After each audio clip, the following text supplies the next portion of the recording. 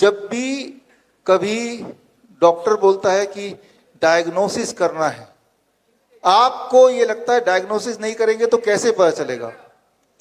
Diagnosis का जो किस तरह से काम करता है ये मैं आपको समझाना चाहता हूं। फॉर एग्जाम्पल, अभी आपने देखा कोविड दोबारा आ गया, 2-4 दिन पहले देखा कि नीपा आ गया, HMPV आ गया। ये सारा खेल आपको पता है अच्छी तरह से कि एक ही सैंपल को कई बार टेस्ट करेंगे तो कभी पॉजिटिव आएगा, कभी नेगेटिव आएगा। लेकिन जब भी पॉजिटिव आएगा तो वो जैसे ही पॉजिटिव आया आप उस ट्रैप में आ जाएंगे।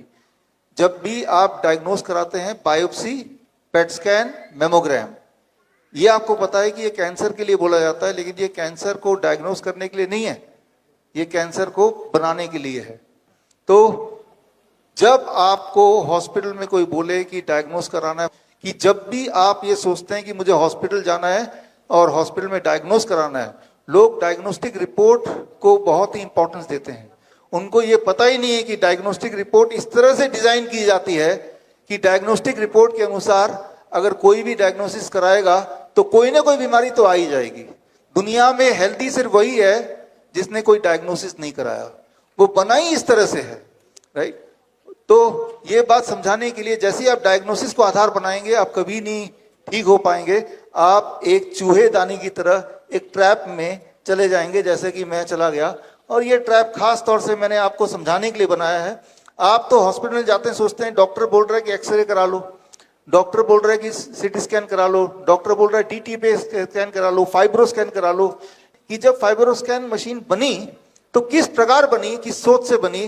फाइब्रो स्कैन मशीन से जब आप डायग्नोस करते हैं लीवर को, तो वो जो डायग्नोसिस होता है वो सुपरफिशियल डायग्नोसिस होता है। अगर उस डायग्नोसिस को बेसिस बनाए तो हर तीसरा इंसान लीवर पेशेंट है।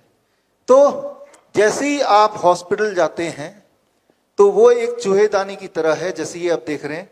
और चूहा सोचता है आके कि किसी ने, भले इंसान ने मेरे लिए खाना रखा हुआ है, ये सोच के वो चूहा अंदर अपने ट्रैप में जाता है। लेकिन जब वो चूहा, ये भूखा चूहा खाने को पकड़ता है, खाने को खाने के लिए, तो होता क्या है, तब उसे समझ आता है कि वो एक ट्रैप का हिस्सा बन गया, राइट, ट्रैप के अंदर चला गया।